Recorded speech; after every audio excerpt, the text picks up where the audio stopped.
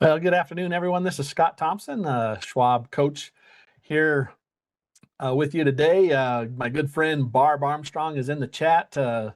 Like to have you follow us on our x.com pages, Scott Thompson CS or at Barb Armstrong CS. I'd love to have you follow us there, leave us some notes. Also, appreciate you taking some time out of your busy day, I'm sure, to go through we are on lesson 5 of our 8 lesson series. This lesson is entitled "What to Buy," and I remember when I first started, learning about investing, and that when I had access to a platform or a website that had fantastic searches, and I remember spending literally hours searching for what I would consider the perfect stock. And after 25 years of being in this business, I have found the secret to finding the best stocks. Okay, everyone come in here close, listen up. There isn't one. I found that there were a lot of good companies, and I got very kind of frustrated trying to find that perfect company. And I just want to share with you some of the things that I've learned about finding stocks to trade, we'll do a scan today. We'll look for a stock or do a stock comparison here with some of the fundamental analysis. The subtitle today is really Intro to Fundamental Analysis. And I also want to bring up that, there are individuals that dedicate their whole career to fundamental analysis and analyzing stocks. We are not going to go that deep. We're just going to kind of hit the surface of it today and give you some tools. The internet is full of information. If you want to do a deep dive, there's lots of different resources there available for you. But today I want to just kind of introduce this topic of fundamental analysis, talk about some things that people consider good fundamental parameters. And the funny thing is if you get two fundamental analysts in the same room, it's kind of like wearing two watches. You never know for sure which one is correct because there's varying opinions on what's a good, PE ratio or return on equity. There's just so many different schools of thought out there. But I want to introduce you to some of these concepts so you're aware of that, and then show you how to use the schwab.com page to run a search. We'll give you some parameters as we go through that there. But before we do, let me go ahead and jump over to our important information. Remind everyone that our presentation today is for educational purposes only. None of the stocks that we look at or any of the trades that we look at are going to be for recommendations or investment advice. We will be using the paper money. So there are some significant difference to the paper money platform compared to the live platform. And remember that all investing involves risks.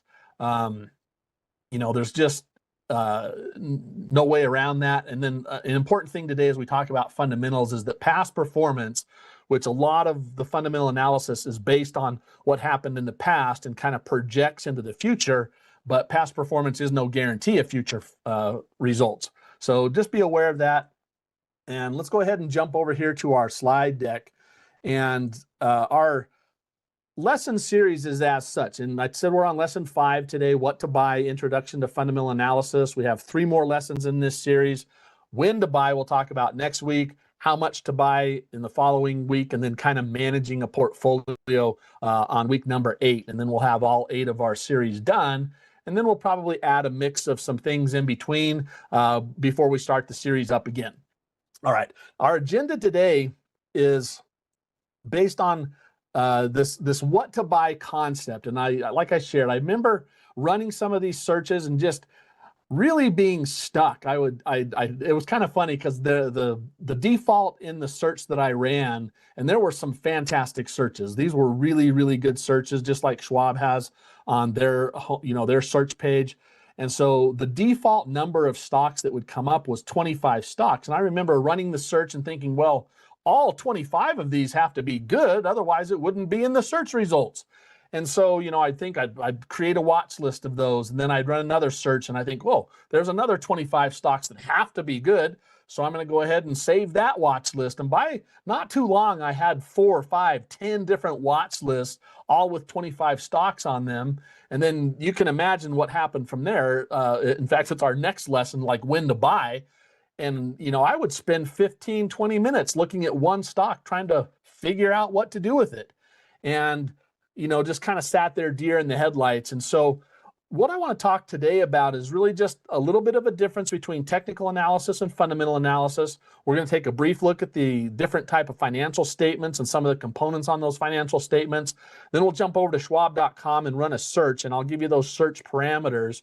Now, the schwab.com searches don't have the share component like we do on thinkorswim, and some of the components that I'm using on the schwab.com search are not in the thinkorswim. So I'll review those parameters with you, and you can, jot those down in your notes or whatever. And then, like I said, we'll run a scan. I'll show you how to save that as a watch list, and then we'll try to do 2 comparison trades here today. So anyway, great to be here again with you. Let's jump right in here. The difference between technical analysis and fundamental analysis, what is that? Well, next week we'll do a deep dive into technical analysis. This week, we're doing a semi-light dive into fundamental analysis. But technical analysis is the study of historical price and volume to decide if there's a trend present and what its direction is. It's not going to guarantee or forecast that it will continue. It's just we want to know what it is, right? Fundamental analysis, on the other hand, analyzes companies' financial statements, balance sheets, income statements, looking for a couple different things: value or potential growth, okay? So let's take a little bit deeper dive into the fundamental analysis, and there's like 4 or 5 slides that I want to go through that just give some of that preliminary information. If you're new to investing, you maybe have never heard this before. If you've been around for a little while, this will be some review. If you have some questions in there, go ahead and chat those in. Barb will do a great job of answering those questions for you. And then I'll come back around. I always do this at the end of the class. I will take a look at all of the chats that were in there, and some of the questions may need or want some additional clarification or additional information, and I'll put those answers in the YouTube comments, so you can go there. All right, so fundamental analysis evaluates the company's fundamentals, obviously. It's looking at business segments, financials, management, past performance, and so on. It attempts to determine the stock's intrinsic value. Now, earlier I already posted this link, but I did a little 8 or 7 or 8 minute webcast, little mini webcast on determining intrinsic value. That link is already in the chat. It's also in the description of this webcast. But that's another thing that we do with fundamental analysis. We'll do another one of these sessions in the future where we take a look at a few stocks to determine their intrinsic value. We also, when we're doing fundamental analysis, look at financial ratios and compare those, how the company's performed in the past, how it might do to its peers, all right? These are kind of the main ideas with fundamental analysis. You had your financial statements. There's 3: income statement, balance sheet, statement of cash flows. And this has really given us an idea of how management is doing. Let me jump over here real quick to our Schwab page, and let me show you where you can find this these income statements or these financial statements. So if you go over here to research, when you log into your schwab.com research, go to research tools, and this page will come up, and we'll be using this a little bit more later on. But if you just type a symbol in here, and you could do this really with any stock that you wanted to analyze or look at, and you type in, we're going to type in NVIDIA, because this is one of the stocks that actually came up on the search and actually has a buy signal based on the 2 green arrows that we talked about earlier. So we're going to come back and evaluate this one. But when you get here to this research tools, after you've typed in the symbol and you're on this page on schwab.com, a whole bunch of information here that's really fun to look at. If you like technical or a fundamental analysis, you can spend days in here if you wanted to. But we're going to scroll down. Let me have you scroll down to the very bottom. Now, this is an important part. The earnings, will come back and talk about this a little bit more.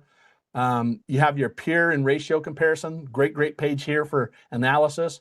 But here's what I wanted to show you, these financial statements. Fundamental analysis has to do with reviewing the balance sheet, the income statement, and you just click on these and it'll move to those different things, or the cash flow statement, okay? So I just wanted to show you where that is. We'll come back around to that. Let me go back to the slides and give you some of this information. Financial indicators and ratios. This is, kind of attempting to answer that question. Is it a solid company, and how does it conform or compare to its peers? Now, as we go through this, again, remember, past performance not indicative of future results, and none. Okay, how many? None.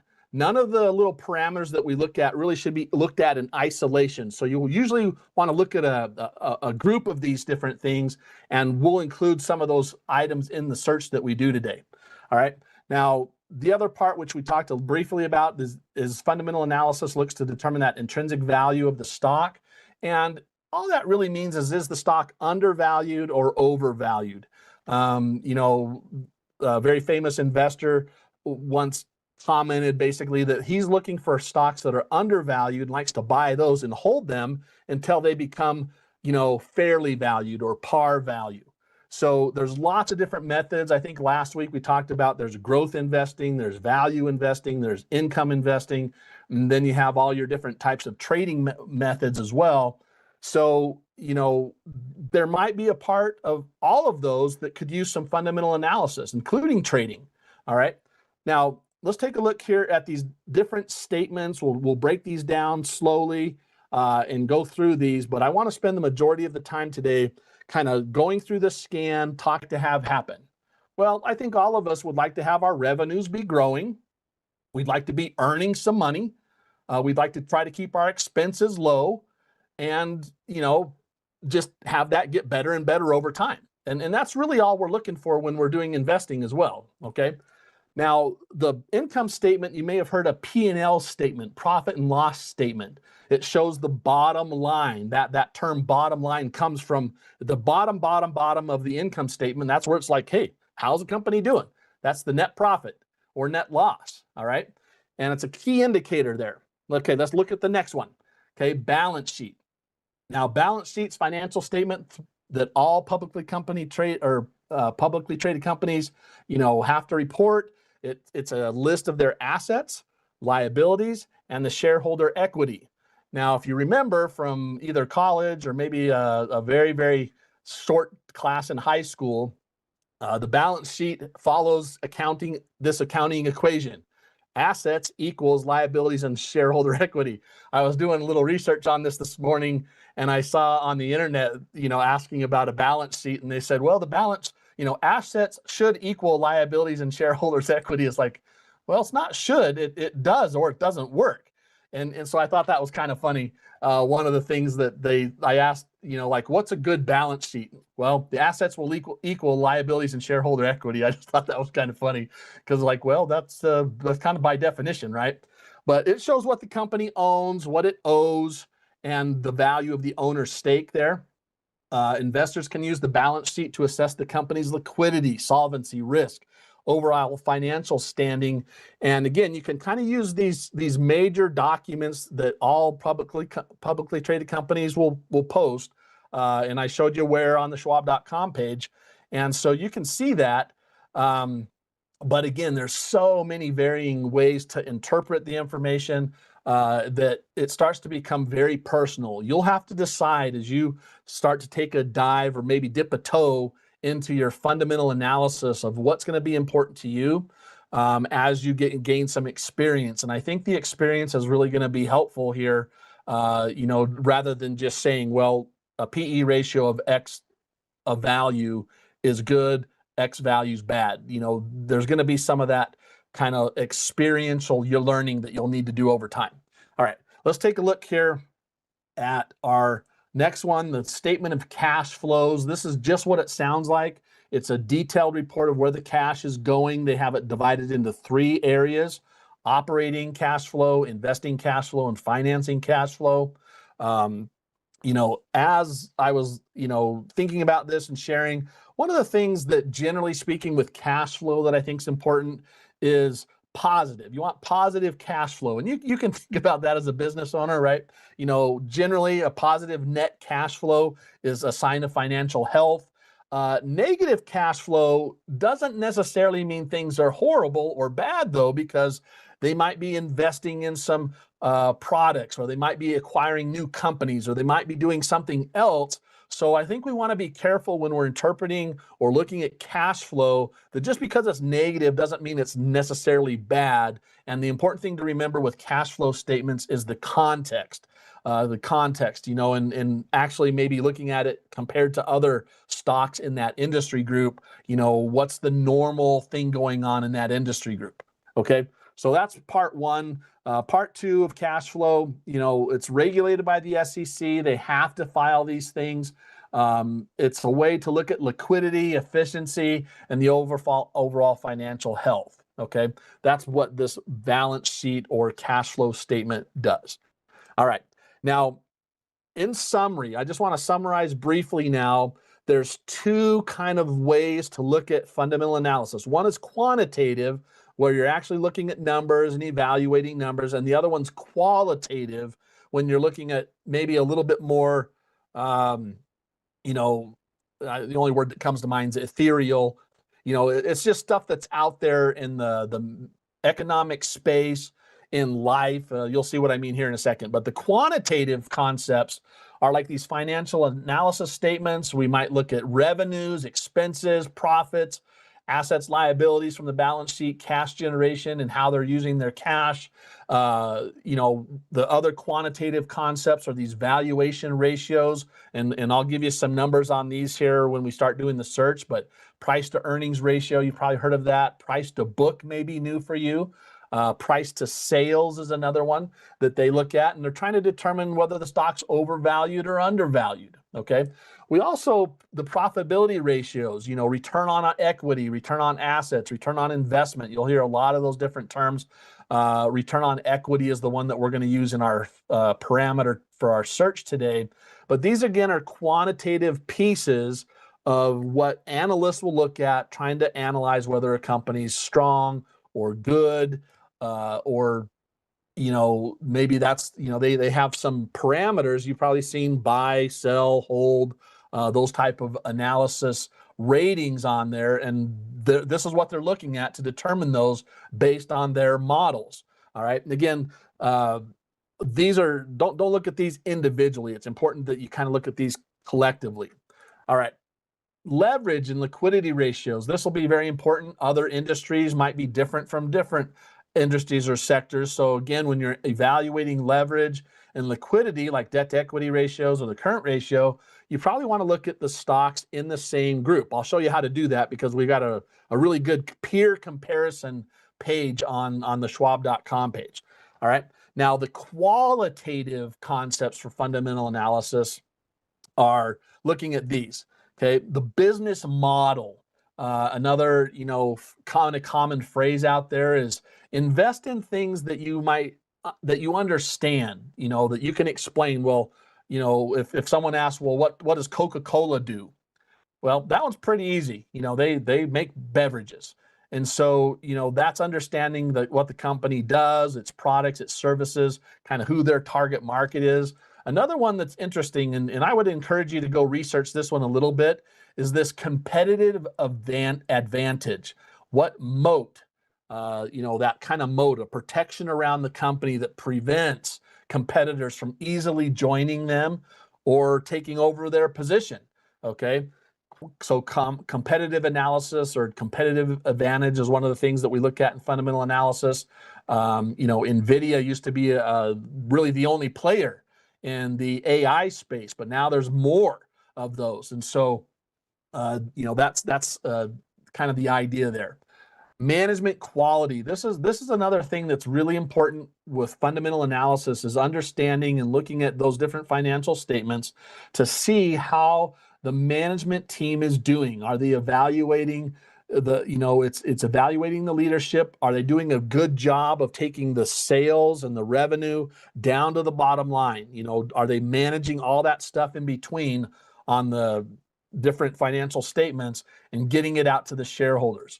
Another thing, the industry analysis. Usually, and like I've said a few times already, it's important to not look at any of these financial ratios or the leverage components isolated. And usually a really good practice is to look at those in comparison to stocks in the same industry group, okay, or the same sector at least.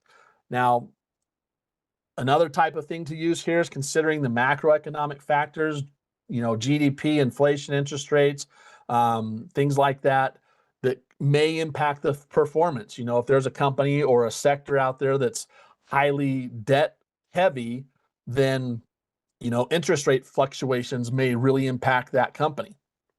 All right. Now, we've kind of covered that. I don't see any questions there in the chat, but let's go take a look now at the fundamental analysis on stock, and let's just jump right in here. We're going to go first to how do we build a search, and this is where I want to share some of these parameters with you of what most fundamental analysts would probably consider good ranges for evaluation. Okay, so we're going to go here to research, and if you click on research tools, you'll come to this page here that has a stock screener on it. All right, and if you click on stock screener, this allows you to do a couple of things. That can, if you've done any recently saved screens, which I did, it's right here. There's some predefined screeners here that have, top analyst ratings, near price high, and so on. And you can click on those and just run those. But what we're going to do is kind of create our own. Okay, so I'm going to click on create our own search here. And we're going to use these parameters on the left side. And I'm going to go through these. But before I do that, let me show you what I'm going to put in there so you can have it in your notes. If you're watching the recording, you can pause it so you can get this information. But here are the 8 screener criteria that we're going to be using. Okay. The exchange is we're just looking at stocks that are on the New York Stock Exchange and the NASDAQ. And we're omitting, you'll see this, the over-the-counter list of stocks. Okay, we're going to look at revenue growth over the last 5 years. We want to see that greater than 10%. Now, again, do people want to see a bigger growth rate? There's a lot of discussion here, but these numbers that I'm going over with you right now, I'll give you some kind of parameters to keep in mind. All right, but revenue growth rate last 5 years, 10% or more is good. Some people, if they're looking for like those growth stocks, might look for 15 to 20% there. And if you're more of like a value investor or perhaps an income investor, they might even accept a little bit lower number there. All right. The earnings per share growth. Now, revenue growth, that's your sales and how is that growing? Earnings per share is kind of taking it down to that bottom line. So the earnings per share growth history, and we're just using 5 years in our parameter here, is greater than 15%. Now that's considered very good. And a lot of your growth companies are going to be in this 15%, 20%, maybe even more there. So again, as you look at different types of investing strategies, and our search here is more focused on what I would consider probably a growth type of model. But earnings per share growth history, that's another parameter that we want to look at, is 15% or more. Now, price to earnings ratio, when I first started investing, I heard 6 to 20. A good price to earnings ratio was 6 to 20. And, what I've learned actually since then is that it really depends. It depends again on the industry group. So, if you look at a price earnings ratio of 30, for example, fundamental analysts generally will consider that very high. But another way to look at it is that your expectation for growth is high. So they're willing to pay more for that expected growth. Now, is that guaranteed? Absolutely not. Okay. Now, the way that I did the search here, I included price to book, I included price to sales, and I included what's called a PEG ratio. And you'll notice that basically all of the parameters that you can choose are there. The reason I did that was so when you run your searches, you can have those numbers in there and you can do a quick side-by-side comparison. But let me give you some ideas here of what they say, they being the them out there in fundamental analyst land. Again, very, very different parameters here.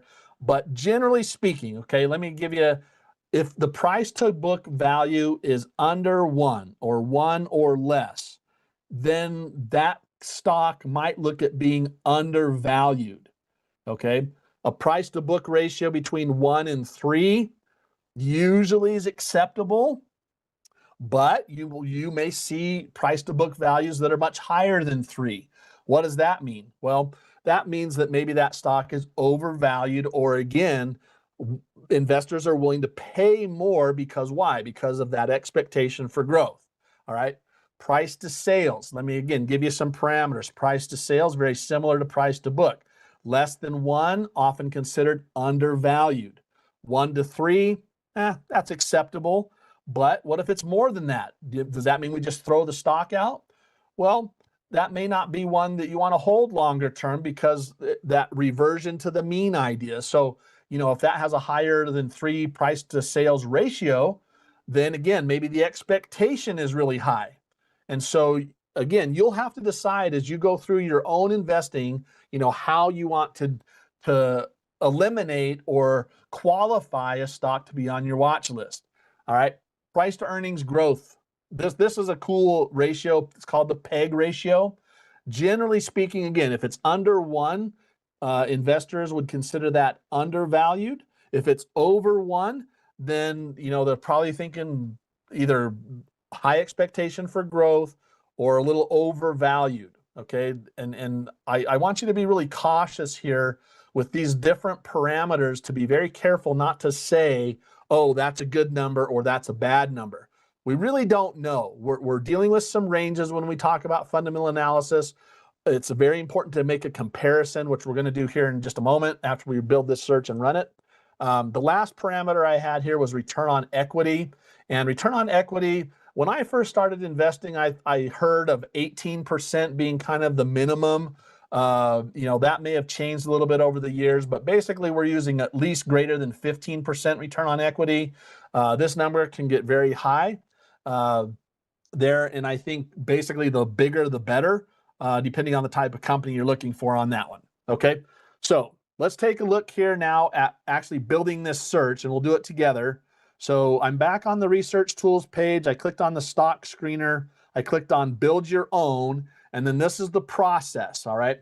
In the basic box, just click the plus sign, and there's a bunch of stuff in here, but I just clicked on exchange, and I clicked all of these except what? All of them except the over the counter. This is typically your, very, very small companies. And so even with these 3 exchanges, we're dealing with 5,600 stocks. All right. Now, I kind of want you to pay attention to the total matches as we add these parameters. I don't want to be looking through 5,600 stocks. Okay.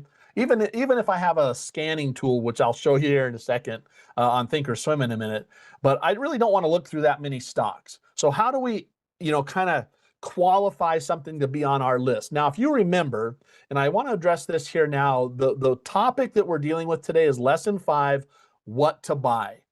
There's a lot of easy ways to invest in the market. You can buy index tracking, either mutual funds or ETFs. You could invest in different stocks that you're familiar with. You could use like the S&P 100 or the S&P 500 or the NASDAQ 100, and that would be your maybe basket of stocks. So that's one very simple way to look at what to buy. In fact, if you remember from our trading plan that we introduced last week, we're just looking at the S&P 100 stocks, those top 100 stocks in the US market. And so, their fundamentals are going to be all over the place. They're going to be very different with those 100 stocks. But that's one easy way of determining what to buy. Now, I do want to clarify. I mentioned at the beginning of our lesson today that, I ran these searches, search after search after search, trying to find that holy grail, never lose money stock. And there just isn't any. I've seen stocks with horrible fundamentals trend up, and I've seen stocks with great fundamentals trend down, and I've seen stocks with no fundamentals essentially, be really volatile. People made and lost money on those. So, as you look at this, again, all we're really trying to do when we do technical analysis and fundamental analysis is try to put as many variables in our favor as we can, and then have a plan. That was the topic last week. Plan your trade and trade your plan. What is your plan? And there's no perfect plan. There's no perfect stock out there that never loses money. In fact, some of the best stocks that are around today, when they first started, they had some pretty big drawdowns at points, and it would have been really hard to hold those stocks forever or till now. All right. So I just wanted to kind of highlight some of those things there. All right. So that's our basic balance sheet. We're just looking at exchange. From here, we're going to go to just jump right over here to company performance. Okay, we're not going to look at dividends, we're not looking at analyst ratings, although you could do that. We're going to look at company performance, and we're going to come here in revenue growth history last 5 years. And this is the one, the way I like to do these is interspecific value. Do you see this? Interspecific value. And I put in there greater than or equal to 15% on revenue growth. So we're just going to add that in there. And look at what happened. We had 5,600 stocks there. Now we have 1,145 out of that same list that have some revenue growth at 15% or higher. All right. Now, how about our earnings per share? Let's go down here a little bit. Estimated revenue growth, we're going to skip that. Growth history, earnings per share growth. Let's take a look here at the last 5 years. Generally, again, we want to see our earnings growing. In our very, very first lesson, Chuck Schwab talked about the reason that people invest in companies is because we expect the company to grow. And that's what we want to see with our earnings per share growth, is have that growing. What number do we want to use?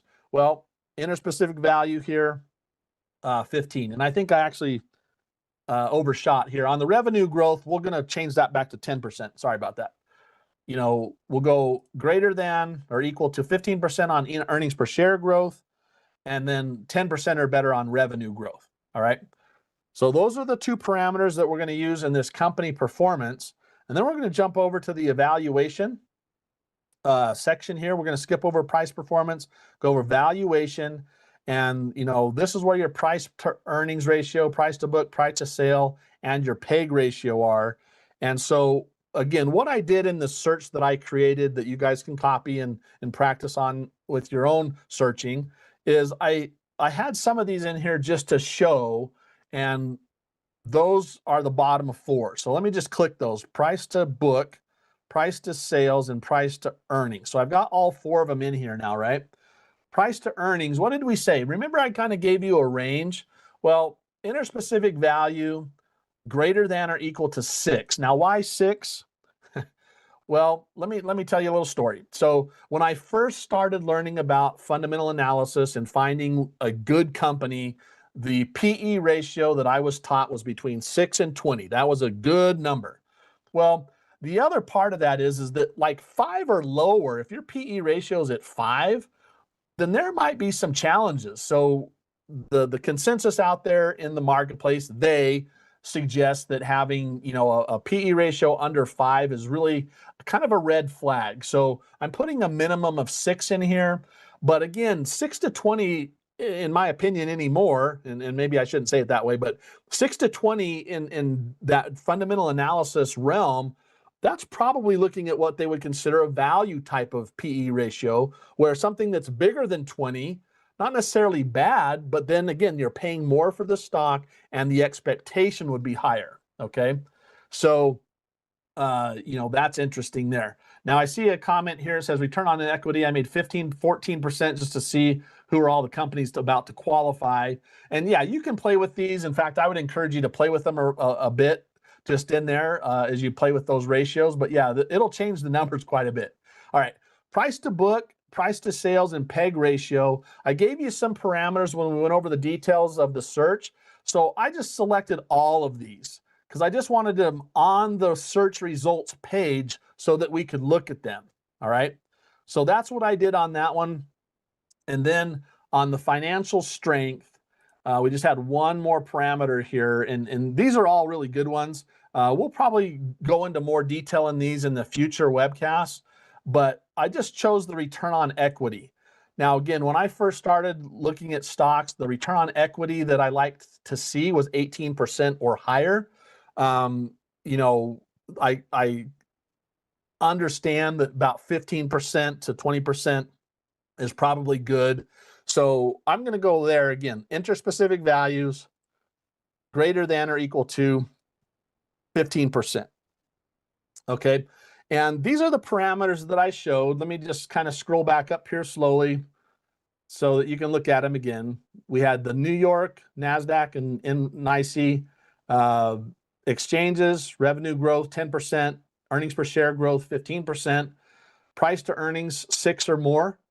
Price to book, price to sales, and the PEG ratio were just there kind of for, to compare. And then return on equity, 15%. All right. So now let's go ahead and view the matches. And, you scroll down and you can see all the matches here. You can do that quick side-by-side comparison on this page.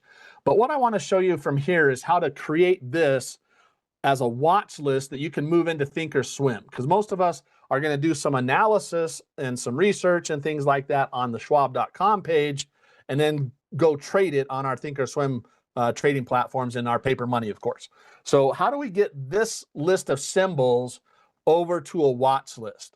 Well, I can go right up here and say export to CSV, comma separated values. So if I click on this, it's going to give me a little disclaimer, click OK, and it's going to download it for me and put it right here in my browser. So I'm going to click this, and that's going to open up this Excel spreadsheet of that information. Now, you may love to look at these in great detail, and so you could save this as a watch list, just like an Excel file. But if we want to move the symbols of this Excel file into our Thinkorswim, really easy way to do that. Just click on that first symbol, not the word symbol, but the first actual symbol there, and then just drag all of that down to the very bottom. We had 77 stocks. Okay, so drag down to the bottom and then do a Control C, right?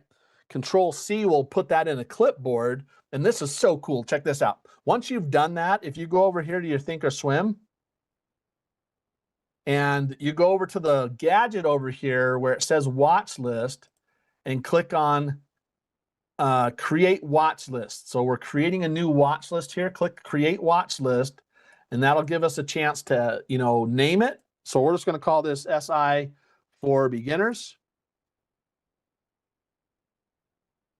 And then it says add symbol or import. If I click import, it'll give me this choice. If I saved it as a file, I can upload it that way. But because I've already saved them on that Control C like Charlie, paste symbols. Check this out. Click that, and it just lists all of those symbols right there. We click OK, and now they're there.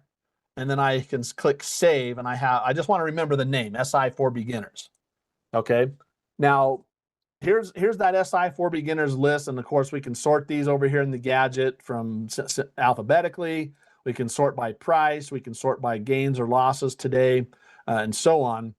But now I want to show you in Thinkorswim kind of a cool feature, right? How many of us have time to look through all 77 stocks? Well, I want to give a little disclaimer here that if you know what you're looking for, it doesn't take very long to look through 77 stocks. Okay. Remember last week we talked about, using the 2 green arrow method to buy a stock. Well, here, I could look through these and determine very quickly whether the stock's got 2 green arrows on the stochastic or the MACD and the moving average. But if you want to know how to search for it, I'll show you. Okay. So on your scan page in Thinkorswim, now this has to be in the live version of Thinkorswim, not the paper money, because this feature doesn't work in paper money. But because we're trading a smaller account, remember it's kind of a max of $500 invested. So I'm just going to go over here to where, let's see, their price. So we'll just do the closing price here. We want something that's maybe above $10 in our list and something less than, say, $350. Okay, because we can only buy up to $500. So I'm going to say $350 on our search parameter, and then the other one's just going to be, is it above the 50-period moving average? So how do we do that? Well, I have to add a filter, and it has to be a study filter. So we're going to go study, and then we're going to come over here to where it has a moving average. Okay, so popular studies, moving average scan. And I can get rid of these other two. So let me shrink this down over here. So moving average scan, the close is at least, I just want it above. I don't care how far above. So I'm just going to put 0.1 on there. Above what? Well, our rule set, our sample plan, we're using a 50-period moving average. And so, those are going to be my parameters. And I also want to look not in all stocks, but I want to look in my watch list that I just created. So if I go here to personal and I look at my stock investing for beginners, I can look at this and run it. Okay. And these are the stocks that are now above the moving average in that fundamental list I just created, okay? So those are some cool ways to use Thinkorswim. Now, what I wanted to do is I actually looked through all 77 stocks earlier, again, very, very fast because I know what I'm looking for. But I came down and I found Micron and NVIDIA. And so let me show you, we're getting close on time here, but let me go back now because Micron and NVIDIA are on our list.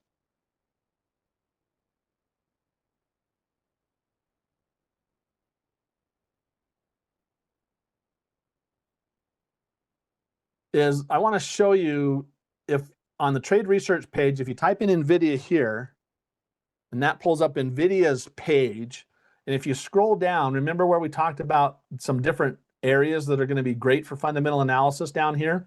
Look at this peer and ratio comparison. Well, right here, if you go to overview, look what I got. I got MU and NVIDIA. I can compare these kind of side by side, and we can talk real quickly about this. Then I'm going to go place some trades on them. Okay, price to earnings, that's your PE ratio. What do you just notice here with NVIDIA versus Micron? Okay, is that good or bad? Not necessarily. It's just that NVIDIA is more expensive. You know, if you were going to compare apples to apples, this is one way that fundamental analysts compare apples to apples, is they look at price to earnings. Well, price to earnings, NVIDIA costs more than in Micron does. Okay, earnings per share growth forecast. Well, NVIDIA's at 33%, Micron's up there at 150%. Now, again, are these accurate numbers? Well, this is what the analysts put forward, right? And so there's no guarantee that this is going to happen. But right now, they're projecting faster or bigger growth for Micron than they are for NVIDIA, all right?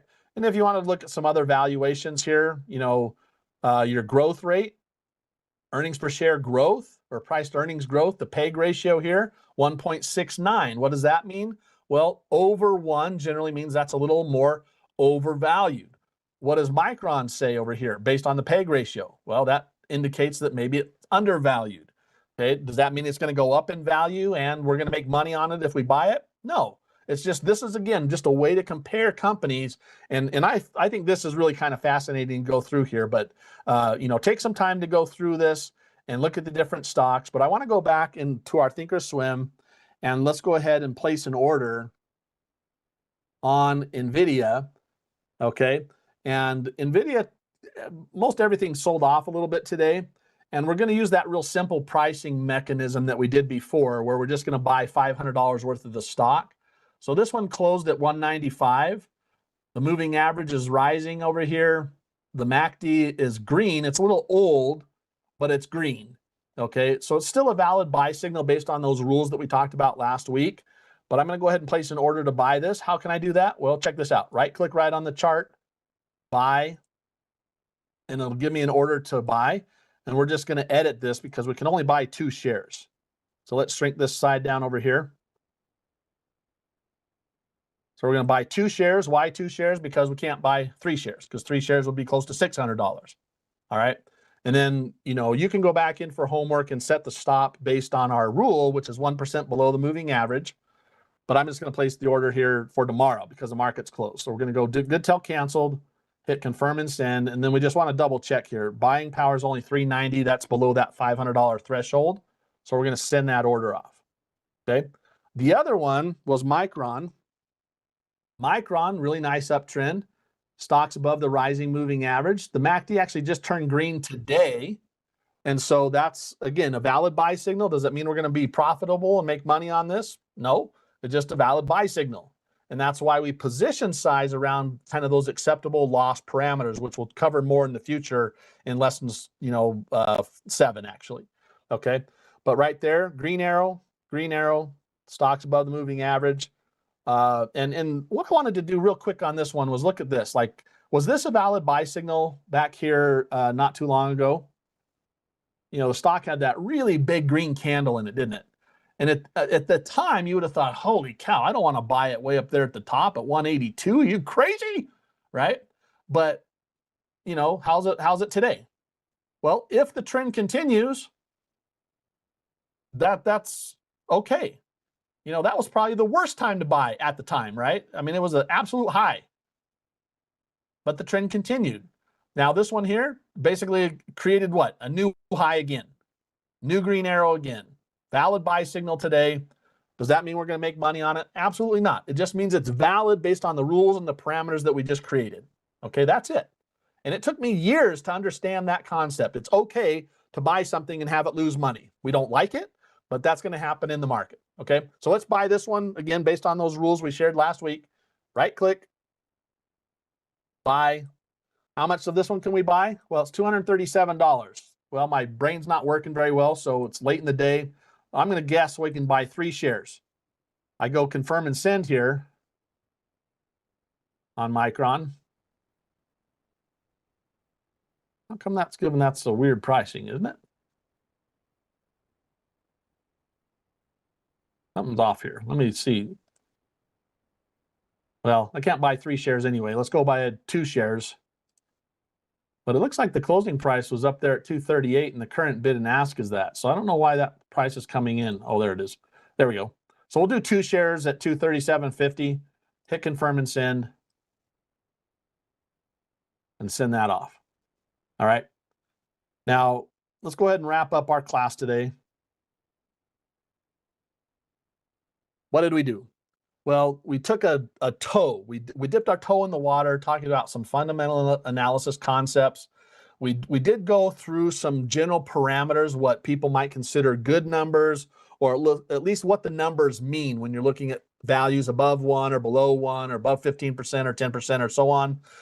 You know, we ran a scan. I showed you how to save that into a watch list in Thinkorswim. Showed you how to use the Thinkorswim study to kind of eliminate all 77 stocks and just find the ones that were above the moving average. And then we did a sample trade there on Micron and NVIDIA. I would recommend you go and do some homework, you know, do some research on your own, play with that schwab.com page and look at the different stocks that you're familiar with. Go down and maybe do that peer comparison, see how they compare with stocks in their industry. And hopefully that's helpful for you today, everybody. Thanks for being here today. Looks like Barb did a great job. I don't see any survey there today. So thank you again for being here. Have a great day, everyone. We'll see you.